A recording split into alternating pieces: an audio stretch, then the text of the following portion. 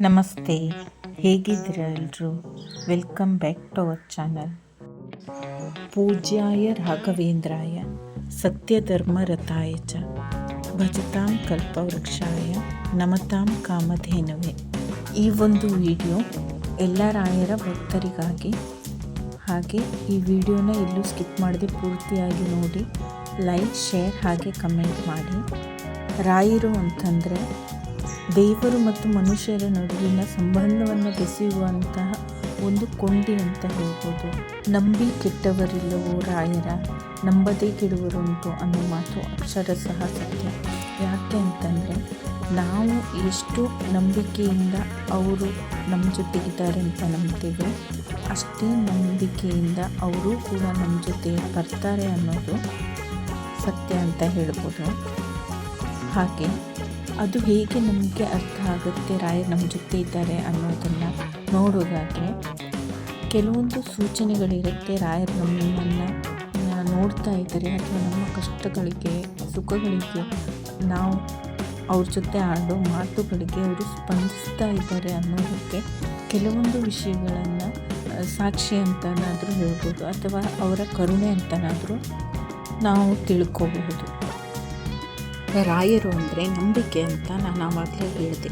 ಹಾಗೆ ಯಾರೇ ಆಗಿರಬಹುದು, ನಾವು ರಾಯರ ವಿಷಯದಲ್ಲಿ ಅಂತಾನೇ ಅಲ್ಲ, ನಾವು ಮಾಡೋ ಪ್ರತಿಯೊಂದು ಕೆಲಸ ಆಗಿರ್ಬೋದು, ಯಾವುದೇ ಕಾರ್ಯಗಳಾಗಿರಬಹುದು, ನಾವು ಮಾಡುವಾಗ ನಮಗೆ ಅದರ ಮೇಲೆ ಪೂರ್ತಿಯಾಗಿ ನಂಬಿಕೆ ಇದ್ದರೆ ಮಾತ್ರ ಆ ಕೆಲಸನ ಮಾಡೋ ಶ್ರದ್ಧೆ ಬರುತ್ತೆ. ಹಾಗೆಯೇ ರಾಯರ ವಿಷಯದಲ್ಲೂ ಕೂಡ ನಾವು ಅವರಿಗೆ ಸಮರ್ಪಣೆಯನ್ನು ಮಾಡಿಕೊಂಡು, ನೀವು ಮನಸ್ಸಲ್ಲಿ ಏನೇ ಅಂದ್ಕೊಂಡು ರಾಯರನ್ನು ಕೇಳಿಕೊಂಡ್ರೂ ಕೂಡ ಅವರು ನಮಗೆ ಕಾಮಧೇನುವಿನ ರೂಪದಲ್ಲಿ ಸಹಾಯ ಮಾಡ್ತಾರೆ. ಅದಕ್ಕಾಗಿಯೇ ರಾಯರನ್ನು ಕಲಿಯುಗದ ಕಾಮಧೇನು ಅಂತ ಕರೆಯೋದು.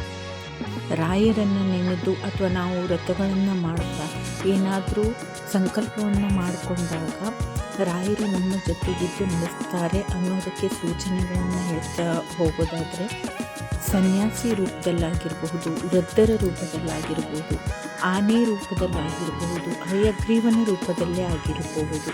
ಹಯಗ್ರೀವ ಅಂದರೆ ಬಿಳಿಯ ಕುದುರೆ ರೂಪದಲ್ಲಾಗಿರಬಹುದು, ಸನ್ಯಾಸಿಯ ರೂಪದಲ್ಲಾಗಿರಬಹುದು.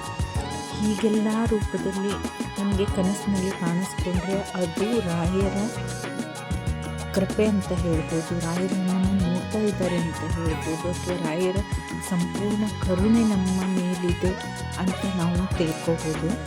ಹಾಗೆಯೇ ವ್ರತ ಮಾಡುವಂಥ ಸಂದರ್ಭದಲ್ಲಾಗಿರ್ಬೋದು ಅಥವಾ ಸಾಮಾನ್ಯ ದಿನಗಳಲ್ಲೇ ಆಗಿರ್ಬೋದು, ರಾಯರ ಮಂತ್ರಾಕ್ಷತೆ, ಬೃಂದಾವನ ಹಾಗೂ ತುಳಸಿ ಮಾಲೆ ಇದೇನಾದರೂ ನಿಮ್ಮ ಕನಸಿನಲ್ಲಿ ಬಂದರೆ ನಿಮ್ಮಷ್ಟು ಅದೃಷ್ಟವಂತರು. ರಾಯರು ನಿಮ್ಮನ್ನು ಸದಾಕಾಲ ನಿಮ್ಮ ಜೊತೆ ಇದ್ದು ನಿಮ್ಮನ್ನು ನಡೆಸ್ತಾರೆ ಅಂತ ನೀವು ನಂಬಬಹುದು. ಇಂತಹ ಅನುಭವಗಳು ರಾಯರ ಭಕ್ತರಿಗೆ ಆಗ್ತಾನೇ ಇರುತ್ತೆ. ನಿಮ್ಮಲ್ಲಿ ಎಷ್ಟು ಜನ ರಾಯರ ಭಕ್ತರಿದ್ದೀರಾ? ಇಂತಹ ಅನುಭವಗಳು ನಿಮಗೂ ಆಗಿದ್ದರೆ ನನಗೆ ಕಮೆಂಟ್ ಮಾಡಿ ತಿಳಿಸಿ. ನನಗೆ ಗೊತ್ತಿರುವಷ್ಟು ನಾನು ನಿಮ್ಮ ಜೊತೆ ಶೇರ್ ಮಾಡ್ಕೊಂಡಿದ್ದೀನಿ. ನನಗೆ ಗೊತ್ತಿಲ್ಲದಿರೋ ವಿಷಯ ನಿಮಗೆ ಗೊತ್ತಿದ್ದರೆ ರಾಯರ ಪವಾಡಗಳ ಬಗ್ಗೆ ನನಗೆ ಕಮೆಂಟ್ ಮಾಡಿ ತಿಳಿಸಿ. Thank you for watching. Bye. ರಾಯರು ಎಲ್ರಿಗೂ ಒಳ್ಳೆಯದನ್ನು ಮಾಡಲಿ.